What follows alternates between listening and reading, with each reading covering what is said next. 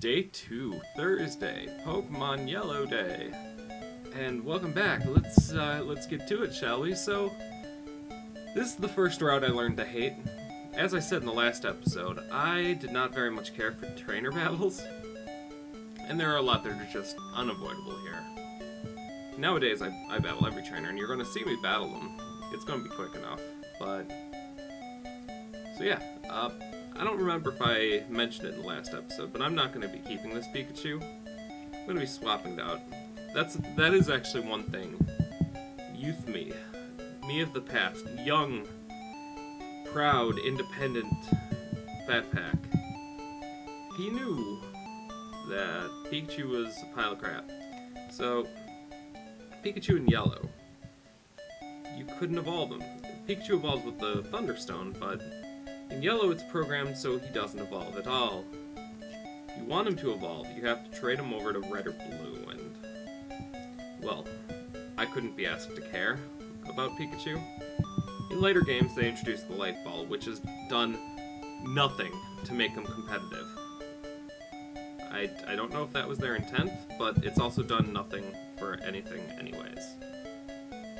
So, yeah, bit of a flop. So, that happens. I was not too happy to get poisoned.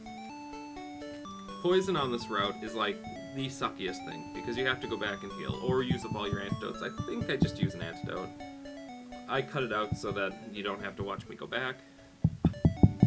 Believe me, considering you didn't see me switch Pokemon, I went back and healed. I'm a good Pokemon trainer. So, let's talk about, what should we talk about?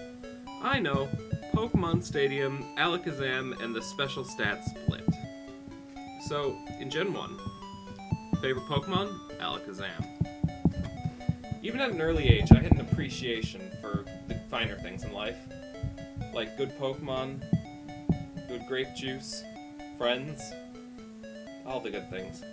And the best Pokemon, not even close, honestly. Maybe Mewtwo was probably better. But the best non-legendary anyway? Far and away, Alakazam. And you know why? Because back in the day, back during Gen 1, Pokemon did not have a special defense stat. And they also sorta didn't have a special attack stat. That was one stat, special attack and defense. So, Alakazam has 140 base special attack.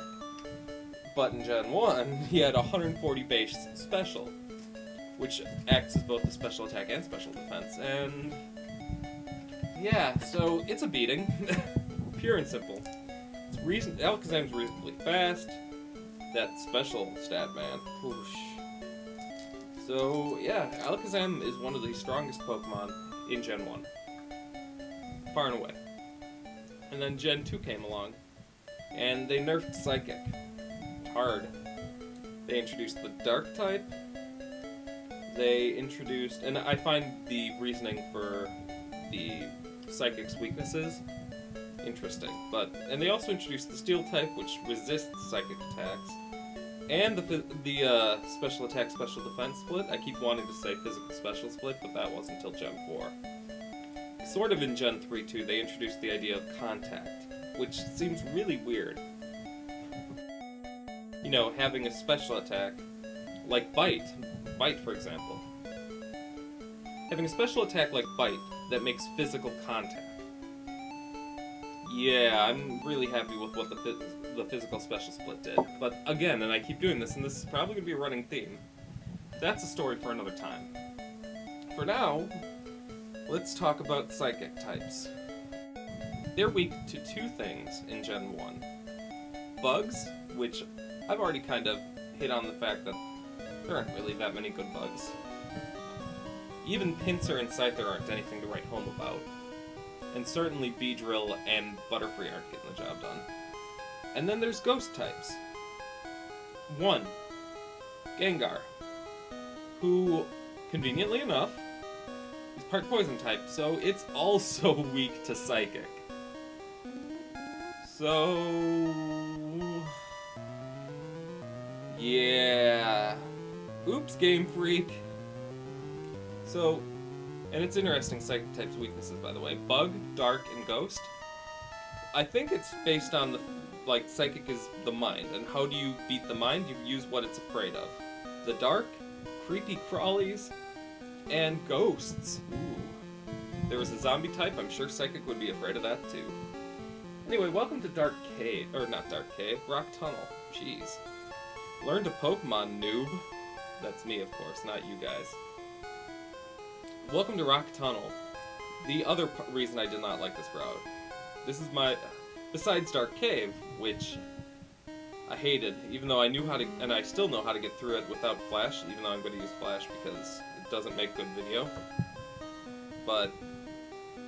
And I mean, come on. Pikachu needs a use, right? It can be a Flash slave. Flash for me, Pikachu. I'm sorry, guys. But yeah, so Rock Tunnel. It's not that great. It has Zubat in it, which I didn't like until Gen 2, because it got to become a Crobat, and Crobat is probably my favorite flying type besides Charizard, my favorite Pokemon. Except for Gliscor, which is also a flying type. Crap, Crobat's third favorite flying. I'm sorry, guys. I messed up again. Gliscor is my favorite Pokemon. Gliscor. It's just so cool. I remember in Gen 2... Whatever, I'm telling the story now. I remember in Gen 2 running across Gligarden, south of Blackthorn City, and going, you know, ground flying, I like it, but I wish it weren't so crappy. And then it evolved, and I rejoiced. I sung my hallelujahs, and I danced. I was so happy. Anywho, then there's also Charizard, my favorite starter, fully evolved starter of all time. Then it got 2 Mega Evolutions, and I'm just going gush, because Mega Charizard X is so bad. I should really... I'm playing a game here, me. Try and be professional. Okay, thanks. So, yeah, Rock Tunnel, you do get the fossils, but there's only one good fossil in Gen 1, and that's Aerodactyl. There's really nothing special to say. It's the first done... Well, unless you count Viridian Forest. I don't. Some people... Oh, that's a good topic. Some people think the encounter rate in Rock Tunnel is higher than a lot of other places. It's not. It's just, obviously, there's a lot more spaces for encounters than most routes. So, it's actually, in fact, less than most routes. It's just there's more spaces to encounter them. But you see these long stretches that I'm going without encounter. It's just I still feel like I'm getting more encounters. Also, interestingly, and I should mention this is our first introduction to the nefarious, evil Team Rocket. Team Rocket, you so bad. I got into a wild battle that I poorly edited out. I don't think TK found that Moonstone either. Come on, TK. Keep it together, man. You're running a professional show. You should find all of the hidden items.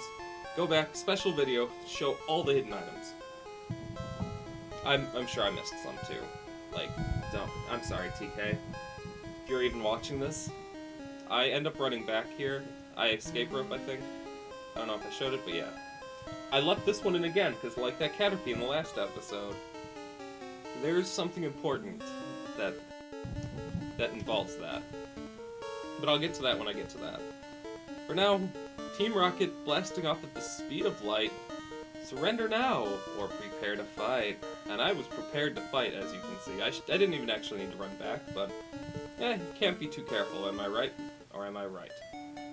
Nothing much to really say on this route either, yet. Not until I have, you know, all 8 badges and can surf. I always got this rare candy. I don't even care about rare candies. But I always got it because it was a secret that I knew about, that no one on my schoolyard knew about. And this was back in the days before the internet was really a thing, back before Google and all that stuff. So we didn't have your fancy game facts and your 8-track tapes. No! What we had is our own wits, our schoolyard chums, and our own gumption to find hidden things. And boy, did we find hidden things. How do you think The Legend of Zelda the original one was ever found things out. Someone didn't look up a walkthrough. They played it through like a man. Rant pack. Negative rant score. So yeah, it's tradition. I don't know if I might have, actually, I think I did use them just to try and catch up, spoiler alert, Charmander, spoiler alert, Bulbasaur, which I get in this episode. Again, if I'm spoiling a 15, 20-year-old game, whatever, not 20, that's too far, but 15-year-old game, I'm sorry guys, but I'm gonna spoil it, because I'm a spoiler. So, this episode, interestingly, I deal with 3 glitches. Well, 2. I'll show on next Tuesday the 3rd glitch that involves this route, because I'm going to go into more detail in possibly a bonus episode. I don't know how I'm going to edit that. It might just be at the end of next episode, the beginning of next episode. But here's well, it's not exactly a glitch. If I were to lose to this Rocket Grunt, I will get teleported back to Cerulean City, obviously, but I'll still have that nugget he gave me. And I can go challenge him again and get a nugget again. I grinded a little bit here. Got some evolution in. Everyone's up to 19, except Pikachu's at 20. But I'm like, close enough, let's go take this on. Anyway, you can take on that Rocket Grunt guy as much as you are willing to put time in for. I purposefully skip that guy on the right there, but I go back for the left one. I forget to show it on screen. I'm sorry, guys. I failed you. But I'm showing the rest of it. The other glitch is when you go get Bulbasaur, and I didn't show this one on screen, but I should make mention of it. The mechanic for getting Bulbasaur is Pikachu has to like you enough, and that can be tedious, to say the least. One thing you can do, if Pikachu's at full health when you do it, you can spam an item on him, a potion to be specific, and the potion will not get eaten, it won't get used up, but it will make Pikachu happy that you used a potion on him. So you can keep using a potion on him until he's happy enough for the Bulbasaur lady to give you that Bulbasaur. It's really quite handy if you care about Bulbasaur. I do. I like Bulbasaur enough. It's my least favorite of the Kanto starters, but I think they're all winners, so like it's like being the worst member of KISS. You're still a member of KISS. So yeah, poor Bulbasaur. I'm sorry that you are the worst of the best. I mean, Gen 1, everyone has their favorite, and it's not all Charizard, even though it should be. I know my sister's favorite is Squirtle. I don't even know why she has a favorite Gen 1 Pokemon. Her first Pokemon game was Sapphire? Yeah, she got Sapphire, I got Ruby back in the day. Don't worry guys, I'll LP those, but if I had to rank my favorite Pokemon generations from top to bottom, based on technical merit alone, I'm not including it. Oh, by the way, LOL, Misty time. Based on just technical merit, I'd say Gen 5 is the best. It has the best story. If we count Black and White 2, it has the most varied Pokemon inclusions. It's just, all in all, a good game. I have my dog on my lap, and she might start barking, so if you hear that, that's what it is. I have a window next to my desk, and she can see out it, and if there's like a squirrel or a rabbit or a particularly malicious-looking piece of dust, she'll bark at it. But what was I talking about? Oh man, I'm getting forgetful. I talked about the dog. Okay, I was on topic. Oh yeah, favorite generations. After that's Gen 2. I mean, come on, 16 badges. Come on. Then after that is Gen 1, because this is when nostalgia finally does start kicking in, and I go, yeah, Gen 1, there's a lot of things to love about it. I mean, how can you really hate it? There wouldn't be any other generation, really, if Gen 1 flopped. It's like Final Fantasy. If Final Fantasy 1 was bad, like, truly bad, there would not be any other bad Final Fantasies like Final Fantasy 13. After that, it's Gen 6, which it looks pretty. And that's about it for me. After that, it's Gen 4, nothing really special, but nothing really groundbreaking, except that competitive physical special split.